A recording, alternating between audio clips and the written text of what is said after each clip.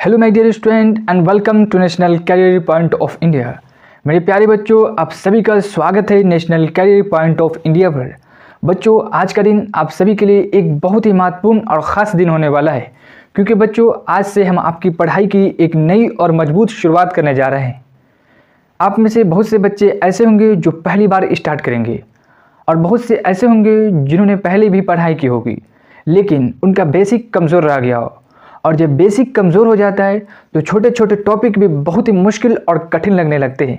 इसी बात को ध्यान में रखते हुए मैं आप सभी के लिए लेकर आया हूँ एक नया फाउंडेशन बैच, जिसमें हर विषय को ज़ीरो से हीरो लेवल तक बहुत ही आसान भाषा में स्टेप बाय स्टेप और पूरे कॉन्सेप्ट के साथ समझाया जाएगा। चाहे वो मैथ हो, चाहे ज्योग्राफी या पॉलिटिक्स, हर विषय को बहुत ही आसान भाषा में पूरे कॉन्सेप्ट के साथ समझाया जाएगा, ताकि आपका बेसिक कमज़ोर न रहे और आपको रटने की ज़रूरत न पड़े। तो अगर आपका भी सपना है किसी कॉम्पिटिटिव एग्ज़ाम की तैयारी करने का और अपने भविष्य को बदलने का, तो ये फाउंडेशन बैच आपके लिए एक सही रास्ता है। और मज़े की बात यह है कि ये फाउंडेशन बैच बिल्कुल फ्री ऑफ कॉस्ट है। मेरी मंशा है कि कोई भी बच्चा ऐसा न हो जो केवल और केवल सिर्फ और सिर्फ पैसे के कारण अपने लक्ष्य और सपने को पूरा ना कर सके। तो बच्चों, सबसे पहला क्लास आज जो होगा वो किसका होगा? वो तो मैथमेटिक्स का होगा। और मैथमेटिक्स की शुरुआत हम लोग एक बहुत ही आसान और सरल चैप्टर से करेंगे, जिसका नाम है सिंप्लीफिकेशन, जिसको हिंदी में सरलीकरण कहते हैं। हिंदी में क्या कहते हैं? सरलीकरण कहते हैं। देखिए बच्चों, मैथ जो है आपका दो भागों में डिवाइड होता है। सबसे पहला भाग जो होता है जिसको हम लोग अर्थमेटिक्स कहते हैं। क्या कहते हैं? अर्थमेटिक्स कहते हैं। क्या कहते हैं? अर्थमेटिक्स। और दूसरा भाग जो होता है इसको हम लोग क्या कहते हैं? एडवांस कहते हैं। ये जो अर्थमेटिक्स और एडवांस है, अगर आप किसी भी एसएससी एग्जाम की तैयारी कर रहे हैं तो आपको ये बात पता होनी चाहिए कि इन दोनों का जो वेटेज है वो बिल्कुल बराबर है। ऐसा नहीं है कि अर्थमेटिक्स से क्वेश्चन ज़्यादा आते हैं और एडवांस से क्वेश्चन कम आते हैं। दोनों का वेटेज जो है वो बिल्कुल बराबर है। मेरी बात ध्यान में रखकर चलिएगा मेरे भाई, दोनों का जो वेटेज है वो बिल्कुल बराबर है। लेकिन अगर आप किसी स्टेट एग्ज़ाम की तैयारी कर रहे हैं या किसी अन्य अदर कॉम्पिटिटिव एग्ज़ाम की तैयारी कर रहे हैं तो वहाँ पे जो अर्थमेटिक्स का वेटेज जो होता है वो ज़्यादा होता है और एडवांस का जो वेटेज होता है वो कम होता है। दोनों के अंदर बढ़िया बढ़िया टॉपिक आते हैं। अर्थमेटिक्स आप उसे कर सकते हैं, जितने भी लैंग्वेज बेस्ड क्वेश्चन आते हैं वो सारे के सारे किस में आते हैं? अर्थमेटिक्स में आते हैं। किस में आते हैं? अर्थमेटिक्स में। और जितने भी न्यूमेरिकल बेस्ड क्वेश्चन आते हैं वो सारे के सारे किस में आते हैं? एडवांस में आते हैं। जैसे मान लीजिए हम लोग जो भी सिंप्लीफिकेशन पढ़ेंगे वो कहाँ के लिए पढ़ेंगे? वो एडवांस के लिए पढ़ेंगे। देखिए बच्चों, ये जो अर्थमेटिक्स है इसके अंदर बहुत सारे टॉपिक आते हैं और इसके अंदर भी बहुत सारे टॉपिक आते हैं, और आप किसी भी टॉपिक से स्टार्ट कर ले इससे कोई फर्क नहीं पड़ता है। जैसे मान लीजिए किसी बच्चे ने सबसे पहले ट्रिगोनोमेट्री पढ़ा, तो ऐसा नहीं है कि उसको अलजेब्रा समझ में नहीं आएगा, ऐसा बिल्कुल भी नहीं है। तो आइए हम लोग सिंप्लीफिकेशन स्टार्ट करते हैं। ये जो सिंप्लीफिकेशन है इसको कुछ लोग अर्थमेटिक्स में कंसीडर करते हैं और कुछ लोग इसको एडवांस में कंसीडर करते हैं। इससे कोई फर्क नहीं पड़ता कि आप किस में काउंट कर रहे हैं। सबसे महत्वपूर्ण बात यह है कि ये जो सिंप्लीफिकेशन टॉपिक है इससे हर एग्ज़ाम में 2 से 3 क्वेश्चन पूछता ही पूछता है। आपको हर पेपर में 2 से 3 क्वेश्चन देखने को मिल जाएगा, चाहे वो प्री का हो या मेंस का। हर पेपर में आपको 2 से 3 क्वेश्चन देखने को मिल जाएगा। और ये चैप्टर जो है ये बहुत ही महत्वपूर्ण और बहुत ही सरल है। इसी के साथ आज का टॉपिक सिंप्लीफिकेशन हम लोग स्टार्ट कर रहे हैं। देखिए मेरे भाई, सिंप्लीफिकेशन जो हम आपको अभी पढ़ाएंगे वो एकदम टॉपिक वाइज और लेवल वाइज होगा। सबसे पहले हम लोग शुरुआत करते हैं टाइप 1। किससे शुरुआत करते हैं? टाइप 1। टाइप 1 जो होगा मेरे भाई वो बोर्ड मास पे आधारित होगा। किस पे आधारित होगा? बोर्ड मास पे आधारित होगा। इस बोर्ड मास का जो फुल फॉर्म है मेरे भाई वो हम लोग अभी पढ़ेंगे। अगर आप इसे नोट करना चाहें तो नोट कर सकते हैं, नहीं नोट करना चाहते हैं तो कोई दिक्कत की बात नहीं है। बोर्ड मास की शुरुआत होती है मेरे भाई वो कॉन्सेप्ट नंबर 1 बोर्ड मास रूल से। किससे होती है? बोर्ड मास रूल से। बोर्ड मास की शुरुआत होती है वो सबसे पहले लेटर आता है बी, और बी का जो फुल फॉर्म होता है मेरे भाई वो होता है ब्रैकेट, जिसको हम लोग कहते हैं। ब्रैकेट जो होता है मेरे भाई वो 3 तरह का होता है। सबसे पहला ब्रैकेट जो होती है वो स्मॉल ब्रैकेट होती है। कौन सी ब्रैकेट होती है? Small bracket. और इसी को हम लोग प्राथमिकता देते हैं। किसको प्राथमिकता देते हैं? स्मॉल ब्रैकेट को। उसके बाद आता है मझली ब्रैकेट। कौन सी ब्रैकेट आता है मेरे भाई? मझली ब्रैकेट। उसके बाद आते हैं स्क्वायर ब्रैकेट। कौन सा ब्रैकेट आता है मेरे भाई? Square bracket. कुल मिलाकर ये 3 तरह की ब्रैकेट होती है मेरे भाई। उसके बाद आता है ओ। ओ का मतलब होता है ऑफ।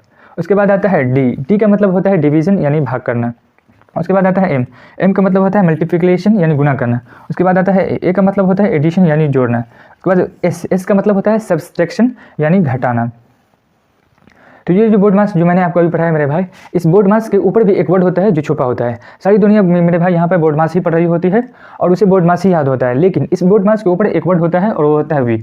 इस वी का जो मतलब होता है मेरे भाई वो होता है वेनिकुलम। क्या होता है? वेनिकुलम। वेनिकुलम जिसको हिंदी में रेखा कोष्ठ कहते हैं। क्या कहते हैं? रेखा कोष्ठक कहते हैं, या फिर इसको लाइनर भी कहते हैं, या फिर बार ब्रैकेट भी कह सकते हैं। तो आई होप कि बोर्ड मास आपको अच्छे से समझ में आ गया होगा मेरे भाई। तो आइए अब हम लोग आगे पढ़ते हैं और सबसे पहला सवाल जो आप लोगों के सामने है मेरे भाई वो ये है। ये सवाल एसएससी सीपीओ का सवाल है मेरे भाई। एसएससी सीपीओ का सवाल है, 2024 का ये सवाल है और बहुत ही आसान सवाल है। आप लोग इसे एक बार ट्राई करें और इसका आंसर बताएं। ये सवाल जो है मेरे भाई बहुत ही आसान तरीके से हम आपको अभी हल करके दिखाएंगे। तो चलिए शुरुआत करते हैं। ये सवाल है मेरे भाई, सबसे पहले हमने आपको अभी पढ़ाया था कि हम लोग जो प्राथमिकता देते हैं वो किसको देते हैं? बोर्ड मास को। किसको देते हैं? बोर्ड मास को देते हैं। और बोर्ड मास की जो शुरुआत होती है मेरे भाई वो किससे होती है? वो होती है बी से। बी यानी ब्रैकेट। तो इस सवाल में आप देखेंगे बी आपको यानी ब्रैकेट कहीं नजर नहीं आएगा। कहीं आपको नजर आ रहा है? कहीं नहीं। उसके बाद ओ यानी ऑफ को ढूंढेंगे, ऑफ भी आपको कहीं नहीं दिखेगा। यानी हम लोगों को डिवाइडिंग और मल्टीप्लिकेशन और एडिशन और सब्सट्रैक्शन करना है। यही चारों हमको इस क्वेश्चन में एंड करना है। तो आइए इस लाइन को हम लिखते हैं सबसे पहले। तो सबसे पहले हम लोग ढूंढेंगे क्या? डिवीजन। तो इस सवाल में आपको डिवीजन कहाँ दिख रहा है? एक जगह दिखेगा। और कहीं दिख रहा है? कहीं नहीं दिख रहा है। तो इस लाइन को हम लोग क्या लिखेंगे? 9 × 9 फिर प्लस, फिर 9 को जब 9 से डिवाइड करेंगे मेरे भाई तो क्या आएगा? 1 आएगा। क्या आएगा? 1। तो यहाँ पे हम लोग 1 लिख लेते हैं। फिर माइनस, फिर 9 × 9 फिर प्लस, फिर 9 जमा 9, फिर 9 × 9 माइनस 9, फिर 9 × 9। अभी होशियार बच्चा होगा मेरे भाई। अब वो क्या करेगा? सबसे पहले मल्टीप्लिकेशन करेगा। क्या करेगा? मल्टीप्लिकेशन। तो मल्टीप्लिकेशन एक जगह हो गया, 2 जगह हो गया, 3 जगह हो गया, 4 जगह हो गया।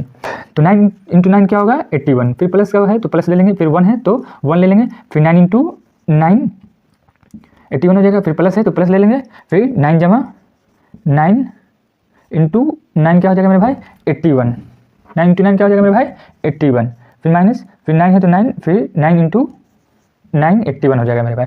अब जो है इसके बाद हम लोग क्या करेंगे? तो इस ये प्लस वाला 81 है, इस प्लस वाले से इस माइनस वाले को काट देंगे। फिर ये जो प्लस वाला है इस प्लस वाले 81 से इस माइनस वाले 81 को काट लेंगे। अब क्या बच गया? ये 9 बच गया -9 और ये +9। तो प्लस माइनस से ये कट गया, सिर्फ और सिर्फ क्या बच गया मेरे भाई? 1 बच गया। तो मेरे भाई ये 1 है, यही हम लोगों का आंसर हो जाएगा। तो इस क्वेश्चन का आंसर क्या हो जाएगा मेरे भाई? ऑप्शन नंबर B1 बाहुबली, यही आंसर होगा मेरे भाई। तो आई होप कि ये सवाल आपको समझ में आ गया होगा और पूरा बोर्ड मार्क्स भी आपको अच्छे से क्लियर हो गया होगा। अब इसके इस मरतबे स्क्रीनशॉट लेना चाहें तो ले सकते हैं। प्रश्न संख्या 2 को ट्राई कीजिए और जल्दी से मुझे बताइए कि इसका आंसर क्या है मेरे भाई। क्वेश्चन नंबर 2 का आंसर ट्राई कीजिए और जल्दी से मुझे बताइए कि इसका आंसर क्या है मेरे भाई। बहुत ही प्यारा और बहुत ही लाजवाब क्वेश्चन है, बहुत ही आसान क्वेश्चन है मेरे भाई। हमारे सामने ये सवाल है मेरे भाई, ये एसएससी सीजीएल 2024 का पूछा हुआ सवाल है मेरे भाई। किसका सवाल है? एसएससी सीजीएल 2024 का पूछा हुआ सवाल है मेरे भाई। किसका सवाल है? एसएससी सीजीएल 2024 का बहुत ही आसान सवाल था मेरे भाई। आप लोग इसको एक मतलब जरूर ट्राई करें। चलिए इस सवाल को हम लोग हल करते हैं। हमारे सामने ये सवाल है मेरे भाई, इसको हम यहाँ पे सेट करते हैं। तो सबसे पहले 21 लिखा हुआ है तो एक हम लोग 21 लिख लेते हैं, फिर माइनस है तो माइनस लिख लेंगे, ठीक। उसके बाद 4.9 को हमको डिवाइड करना है। अगर आपको डिवाइड करने का तरीका नहीं पता है तो मैं आपको डिवाइड करने का तरीका बताता हूँ, कैसे डिवाइड किया जाता है, उसको ट्रिक क्या है। तो यहाँ पे जो संख्या है उसको हम वैसा ही लिख देंगे। तो 4.9 को हम लोग 4.9 लिख लेंगे। उसके बाद ये जो डिवीजन होता है इसको हम लोग मल्टीप्लिकेशन में कन्वर्ट करेंगे। मल्टीप्लिकेशन में कन्वर्ट करने के बाद ये संख्या होती है 7/1, इसको हम लोग 1/7 लिखेंगे। कितना लिखेंगे? 1/7। डिवीजन का रूल होता है कि जब भी डिवीजन को हम लोग मल्टीप्लिकेशन में कन्वर्ट करते हैं तो उसके बाद की जो संख्या होती है वो रिवर्स होती है, यानी उल्टी हो जाती है। तो यहाँ पे 7 जो है 7/1 है तो इसको हम लोग 1/7 लिखेंगे। फिर प्लस है तो प्लस लिख लेंगे, फिर 3 × 9 है, फिर × 9 है तो 0.4, फिर प्लस, फिर 0.9 लिख लेंगे। यहाँ तक आपको क्लियर हो गया होगा। अब हम लोग क्या करेंगे? तो इस 7 को इसको काटेंगे। तो जब इसको हम लोग इससे काटेंगे तो कितनी बार में कटेगा? 7 बार में। 7 × 7 कितना होता है मेरे भाई? 7 × 7 कितना होता है मेरे भाई? 49। तो यहाँ पे दशमलव के बाद एक अंक है, तो जब हम इसको काटेंगे तो यही एक अंक यहाँ पे हो जाएगा। तो 7 × 7 कितना होता है मेरे भाई? 49। अब आपको मल्टीप्लिकेशन भी करना है। तो यहाँ पे मल्टीप्लिकेशन कैसे करिएगा मेरे भाई? तो 39 चौके कितना होता है मेरे भाई? 156। 39 चौके कितना होता है मेरे भाई? 156 होता है। कितना होता है? 39 चौके कितना होता है मेरे भाई? 156। कितना होता है? 156।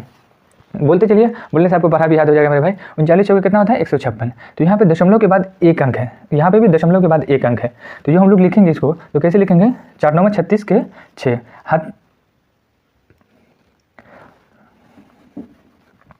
4 9 36 के 6। उसके बाद 4 3 12, पास में रहा 3, 12 3 15। यहाँ पे दशमलव के बाद एक अंक और यहाँ पे भी दशमलव के बाद एक अंक है, तो 1 1 2 हो गया। तो यहाँ पे दशमलव के बाद 2 अंक हो गया। फिर प्लस है तो प्लस लिख लेंगे 0.9 और यहाँ पे 21 माइनस 0.7 प्लस। यहाँ तक क्लियर हो गया मेरे भाई। आइए अब इसको हम लोग सॉल्व करते हैं। कैसे सॉल्व करेंगे? बहुत ही आसान तरीके से हम लोग इसको सॉल्व करेंगे। अब हम लोग इसको एडिशन करेंगे। सबसे पहले हम लोग डिवीजन कर लिए, यहाँ पे डिवीजन कर लिए, फिर मल्टीप्लिकेशन कर लिए। अब हम लोग क्या करेंगे? एडिशन करेंगे। तो इसको एडिशन कैसे करेंगे? तो यहाँ पे दशमलव के बाद 2 अंक है और यहाँ पे दशमलव के बाद 1 अंक है, तो यहाँ पे हम लोग 0 मान लेंगे। अब इसको हम लोग कैसे जोड़ेंगे? तो 0 में से जब 6 को जोड़ेंगे तो कितना आएगा? 0 में 6 को जोड़ेंगे तो 6 होगा। उसके बाद 9 में 5 को जोड़ेंगे तो कितना आएगा? 4। हाथ में रहा 1, तो 1 1 2 हो गया मेरे भाई, तो 2.46 हो गया। उसके बाद आइए अब हम लोग इसको घटाएंगे। इसको कैसे घटाया जाता है? अगर आपको घटाने का तरीका नहीं पता है तो आइए मैं आपको घटाने का तरीका बताता हूँ। जैसे मान लिया हमारे पास यहाँ पे 23 है, 23 में से हम लोग 0.5 घटाएंगे। या फिर मान लिया हमारे पास यहाँ पे 18 है, 18 में से हम लोग 0.7 घटाएंगे। या फिर मान लिया हमारे पास यहाँ पे 20 है, 20 में से हम लोग माइनस 1.5 घटाएंगे। या फिर मान लिया हमारे पास यहाँ पे 19 है, 19 में से हम लोग 2.7 घटाएंगे। तो कैसे घटाएंगे मेरे भाई? आइए मैं आपको बहुत ही आसान तरीके से ध्यान से सुनिएगा, बस घटाने का तरीका बताता हूँ मेरे भाई। तो हम लोग 23 में से 0 पॉइंट को नहीं घटाएंगे, 23 में से हम लोग 1 घटाएंगे। 23 में से कितना घटाएंगे? 1 घटाएंगे। 23 में से जब 1 घटाएंगे तो कितना आएगा मेरे भाई? 22। कितना आएगा? 22। अब ये जो 5 है तो इसको हम लोग 10 मानते हैं, तो 10 में से हम लोग कितना घटाएंगे मेरे भाई? तो 10 में से 5 घटाएंगे। 10 में से जब 5 घटाएंगे तो कितना आएगा? 5। इसी तरह यहाँ पे 18 में से 0 नहीं घटाएंगे, बल्कि 18 में से 1 घटाएंगे। कितना घटाएंगे? 1 घटाएंगे। 18 में से जब 1 घटाएंगे तो कितना आएगा मेरे भाई? 17। उसके बाद ये संख्या होती है इसको हम लोग 10 मानते हैं, तो 10 में से जब हम लोग 7 घटाएंगे तो कितना आएगा? 3। इसी तरह यहाँ पे 20 है, 20 में से हम लोग कितना घटाना है? 1.5। तो हम लोग यहाँ पे 1 नहीं घटाएंगे बल्कि 2 घटाएंगे। 2 संख्या तो 2 घटाएंगे, तो जो 20 में से 2 घटाएंगे तो कितना आएगा मेरे भाई? 18। और यहाँ पे 5 है, तो 10 में से 5 घटाएंगे तो कितना आएगा मेरे भाई? 5। इसी तरह यहाँ पे 19 है, 19 में हमसे जब हम लोग 2.37 घटाएंगे तो कितना आएगा? तो आपको 19 में से 2 नहीं घटाना है, बल्कि आपको 19 में से 3 घटाना है। जब 19 में से 3 घटाइएगा आप लोग तो कितना होगा? 19 में से 3 घटाइएगा तो 16 होगा। उसके बाद ये संख्या होती है, इसको 10 में से आप नहीं घटाता है, अब आप 100 में से घटाइएगा। कितने में से घटाइएगा? 100 में से। 100 में से जब 37 को घटाइएगा तो कितना आएगा मेरे भाई? 63 आएगा। ये होता है असल घटाने का तरीका मेरे भाई। तो आई होप अच्छे से समझ में आ गया होगा कैसे घटाया जाता है। अगर आपको नहीं समझ में आया होगा तो आप लोग एक मरतबा वीडियो को बैक करके देख लीजिएगा। तो इसी तरह यहाँ पे हम लोग घटाते हैं, तो 21 में से हम लोग 0.7 को नहीं घटाएंगे, बल्कि 21 में से 1 को घटाएंगे। 21 में से 1 को घटाएंगे तो कितना आएगा? 20। और बस ये जो संख्या होती है 7, इसमें से कितना घटाएंगे? 10 में से 7 को घटाएंगे तो कितना आएगा मेरे भाई? 3 आएगा। प्लस है तो प्लस। आइए अब हम लोग इसको जोड़ लेते हैं। इसको जोड़ेंगे कैसे? तो यहाँ पे दशमलव के बाद 1 अंक और यहाँ पे दशमलव के बाद 2 अंक है, तो यहाँ पे दशमलव के बाद जो 2 अंक है तो यहाँ पे हम लोग दशमलव के बाद 2 अंक ले लेते हैं। ठीक। अब 30 में से 46 जोड़ेंगे, 30 46 को जोड़ेंगे तो कितना आएगा मेरे भाई? 76 आएगा। ठीक। उसके बाद 20 और 2 जोड़ेंगे तो कितना आएगा मेरे भाई? 22। कितना आएगा? 22।